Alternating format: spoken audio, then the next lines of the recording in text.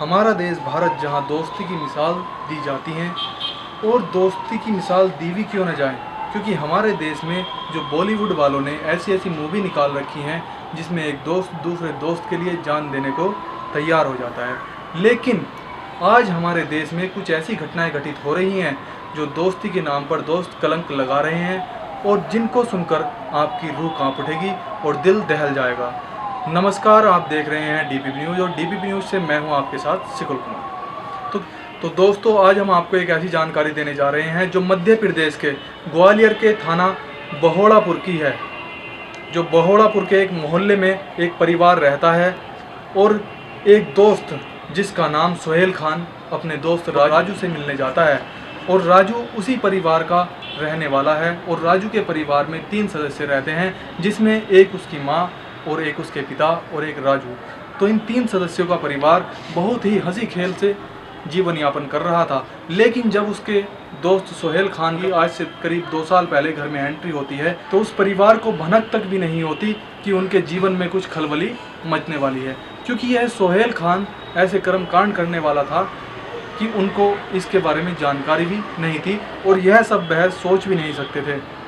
तो आइए बढ़ते हैं कहानी में आगे की ओर। सोहेल खान की और राजू की जो दोस्ती होती है वह आज से 2 साल पहले की होती है, और सोहेल खान और राजू के बीच में दोस्ती इतनी गहरी होती है कि वह सोहेल खान पानी अपने घर पीता था तो राजू के घर खाना खाता था, और राजू के घर पानी पीता था तो अपने घर खाना खाता था। अब आप सोच सकते हैं, समझ सकते हैं अपने दिमाग से कि दोस्ती कितनी गहरी होगी। लेकिन किसी को क्या पता था कि वह सोहेल खान इस दोस्ती के नाम पर जो कलंक लगाने वाला है, जो कालिक पोतने वाला है, उसके बारे में किसी को जरा सा भी आइडिया नहीं था। लगभग दोस्ती का 1 साल बीत जाता है, और इसी 1 साल के बाद फरवरी 2021 का दिन आता है, जिस दिन सोहेल खान अपने दोस्त राजू के घर आता है। लेकिन उस दिन इस कहानी में एक नया मोड़ आ जाता है। वह नया मोड़ यह है कि सोहेल खान जब घर में एंट्री करता है तो सोहेल खान को मालूम हो जाता है कि घर में राजू और उसके पिता मौजूद नहीं हैं। वहीं राजू की मम्मी बाथरूम में नहा रही होती हैं। सोहेल खान इसी बात का लाभ उठाते हुए अपना मोबाइल निकालता है और राजू की मम्मी के कुछ फ़ोटोग्राफ और कुछ वीडियो क्लिप बना लेता है। जो राजू की मम्मी अर्धनंग अवस्था में होती हैं, तो उनकी वीडियो क्लिप उतार लेता है, और वह उन वीडियो क्लिप को राजू की मम्मी के मोबाइल पर भेजता है, और यहीं से सारा सिलसिला शुरू होता है। जब सोहेल खान अपनी आंटी को वह वीडियो क्लिप भेजता है तो आंटी के होश उड़ जाते हैं, सांसें थम जाती हैं। आंटी सोचने पर मजबूर हो जाती हैं कि आखिर यह कैसे हुआ और क्यों हुआ। तब सोहेल खान आंटी को मैसेज करता है, आंटी से बोलता है कि आंटी, मेरी आप पर काफ़ी समय से नज़र थी, लेकिन मैं आपसे कह नहीं पाया। मेरे मन की बात मन में ही रह गई, लेकिन आज मुझको मौका मिला और आज मैं आपसे कह रहा हूँ। तो राजू का जो दोस्त था सोहेल खान, उसकी मम्मी पर उसकी पहले से ही गंदी नज़र थी, और वह लगातार उनके घर में आ रहा था, जा रहा था, और अपनी दोस्ती के जो किस्से थे वो भी बढ़ा रहा था। लेकिन इसी बीच यह मोड़ ऐसा आ जाता है कि वह अपनी आंटी को ब्लैकमेल करने लगता है, उन फोटो और उन वीडियो को सोशल मीडिया पर वायरल करने के नाम पर। और तभी से वह अपनी आंटी को ब्लैकमेल कर उनका शोषण करना शुरू कर देता है, और दिन पर दिन, महीने पर महीने ऐसी ही वारदात होती रहती हैं।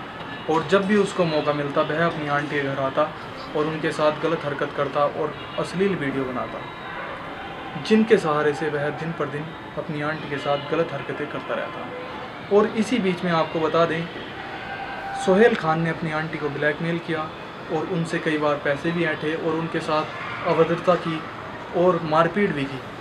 और जब काफ़ी समय बीत जाता है तो सोहेल खान अपनी आंटी से एक दिन कहता है कि आंटी, आप अपने पति को तलाक दे दीजिए और आप मेरे साथ पूरे तरीके से रहिए। लेकिन सोहेल खान की जो आंटी होती हैं, जो राजू की मम्मी होती हैं, वह सोहेल खान को काफ़ी समझाने की कोशिश करती हैं कि बेटा, आप मेरे बेटे की उम्र के हो, मैं आपसे काफ़ी बड़ी हूँ, मेरी उम्र का लगभग 38 वर्ष है और आपकी उम्र 17 से 18 वर्ष रही होगी। आप ऐसा क्यों कर रहे हो, यह गलत बात है। लेकिन सोहेल खान बिल्कुल नहीं समझता और वारदात की वारदात करता रहता है और घटनाओं को अंजाम देता रहता है। लेकिन इसी बीच एक नया मोड़ तब आता है जब सोहेल खान अपने अंकल और अपने दोस्त राजू की हत्या करने का प्लान बनाता है। तभी आंटी को भनक लग जाती है, जो सोहेल खान की आंटी होती हैं उनको भनक लग जाती है और आंटी सब कुछ सह लेती है, लेकिन इस घटना को सहना वह गवारा नहीं समझती और वह सहम जाती है और सोचने पर मजबूर हो जाती है। आंटी की समझ में नहीं आता कि किया जाए तो क्या किया जाए, लेकिन आंटी अपने पति को इसी बीच सारी बातें बता देती हैं तो उनको भी सारी बातें मालूम हो जाती हैं। लेकिन बेटे राजू के उस दोस्त को जो नीच हरकत करता है, राजू को उसके बारे में कोई बात नहीं बताती।